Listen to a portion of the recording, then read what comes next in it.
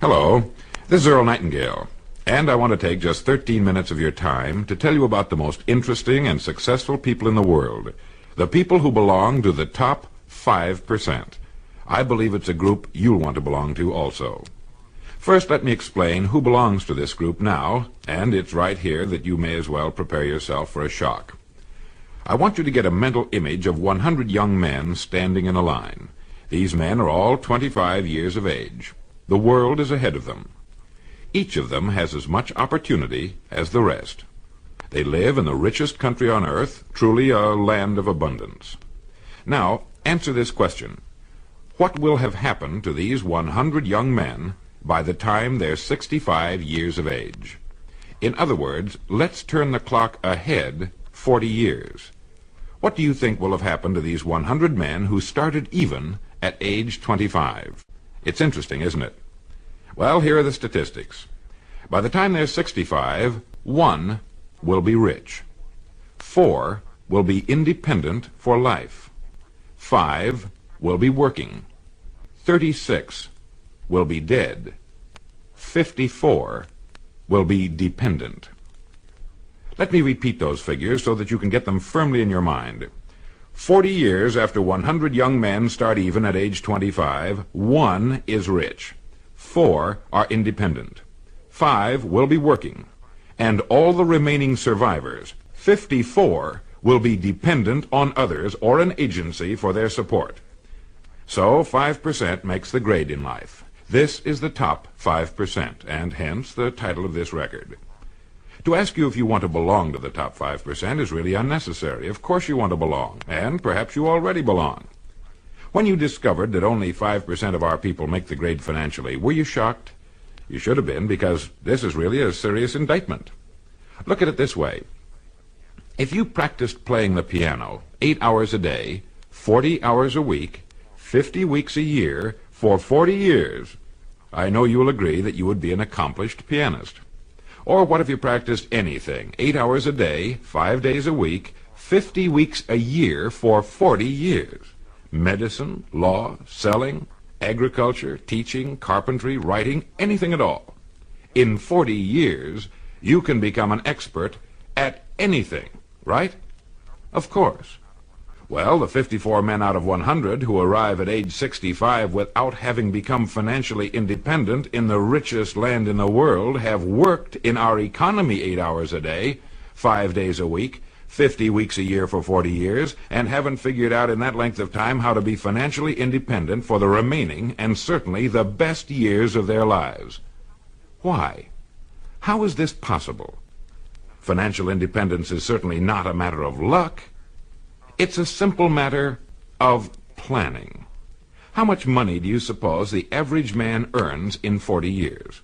Well, going by present statistics, a man of even very average income should earn in excess of $200,000. That's a fifth of $1,000,000. That's a fortune. Where does it all go? Well, while you're pondering this question, let me tell you what the experts say. They say that only 5% makes the grade because that's the group that does not conform. That's the group that does not follow the crowd. Let's take a quick look at conformity today and see what it can mean. If we conform, that is, if we act like everybody else, the odds are about 95 to 5 that we'll miss the boat too. Why do people conform? Well, not too long ago, the great Nobel Prize-winning Dr. Schweitzer was asked in London, "Doctor, what's wrong with men today?" And the great doctor replied, "Men simply don't think." And that's the answer. Men conform because it seems like the easy thing to do, and because they've been taught to conform. From the time they were born, all through school, they were told what to do. They wanted to be liked, to belong to the group. They dressed, played, and acted like the other children. They didn't want to be different because children are sometimes cruel to those who are different. They spent, let's say, at least 18 years learning to conform to their group. Then came the service. Again, they were told what to do. Again, they must conform. Suddenly, a man is out of service, out of school, and on his own for the first time. Now, what's the most natural thing in the world to do? Right. It's to look around and see what the other fellows are doing. Since we've always been told what to do, why should we start thinking for ourselves at age 25? So he gets a job, and again looks around to see how the other fellows are doing their jobs. Now, since it seems to be a part of human nature to do no more than a person has to in order to get the weekly paycheck, again he conforms. Now, we know he has 40 years to become great at what he does. Plenty of time. But does he do it? Not if he follows the crowd. Not unless he decides to join the top 5%. If we follow the crowd, we haven't got a chance. If we think independently and follow our good ideas with action and stay with it, nothing in the world can keep us from succeeding. Now, if you don't mind turning this record over, I'll tell you how you can become financially independent. How you can see to it that you'll never have to worry about an income again as long as you live. Now let's look at the big picture calmly and analytically. Since statistics prove only 5% makes the grade financially, in a country where there's more than enough to go around, all the rest must be doing something wrong. And what do the leading educators and experts say is wrong with most people today? They just don't think for themselves. They simply do not look at life as a complete thing with a beginning, a middle, and an end. Well, it's obvious then that if we don't want to conform, because by conforming we miss the financial boat, we must think. We must think now, before it's too late. There are only two things that can contribute to financial success.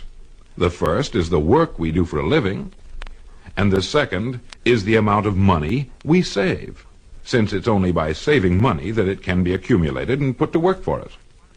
You see, by logically following the whole thing through, step by step, we get rid of all confusion, doubt, and guesswork, and we're left with two jobs that anyone can handle. One, the work we do for a living, and two, the money we can save. Now let's take them in order. First, the job. Naturally, I have no way of knowing what it is you do for a living or what your circumstances happen to be. But more than 20 years of research have proved one thing. No matter what your job may be at this moment, it holds the key to your future. It contains the road to greatness if it's handled in a certain way. There's no such thing as a job that is not loaded with hidden opportunities. From checking hats to laying bricks, from working in a factory to selling shoes, whether you work for someone else or for yourself, there is hidden in your daily work more opportunity than you could develop in a lifetime, if you will look for it. How many ideas do you think you could get in a single day if you really started to think? 5, 20, 100? Well, have you ever stopped to think that one idea can make you rich? How do you think your job will be handled 10 years from now? Can you do it that way now? What improvements will be made in your industry during the next 50 years? You know that improvements are inevitable. Someone's going to have to come up with them. Why not you? What's the history of your job? How did it begin? How did your industry begin? Do you know as much about your job and industry as a doctor knows about medicine and its history? You really should, you know. Have you given the same work and dedication to your job that an attorney has given to the study of law? You see, whatever it is that you do for a living is your profession. There's no such thing as one job or profession being more honorable or better than any other. It is all in the way we look at what we do. It is our attitude that makes the difference. How long do you think it would take you to know everything there is to know about your job and its application to your industry and our economy as a whole? 5 years? Do you realize that if you attack your job for the next 5 years the same way you'd have to if you were working for yourself, that you can be a national expert on your particular job in 5 years? You see, a person can become an expert at any one particular thing in 5 years, and it's the experts in this country who can write their own tickets. It's the experts who get the ideas. It's the experts who are constantly in demand, regardless of economic cycles. Your mind is a great and largely unexplored continent. You own it, and no one else can trespass upon it. We know it contains unbelievable riches, but they must be found, and there's only one way to explore and prospect the human mind. We must think. Like any other kind of prospecting, it takes time and dedication, but of this you can be absolutely certain. If you will begin to do your job as you have never done it before, and think constantly of ways in which it can be done better, you will immediately belong to the top 5%, and you will definitely get the ideas that will guarantee you a great future. Now you might say, why should I knock myself out for the company I work for?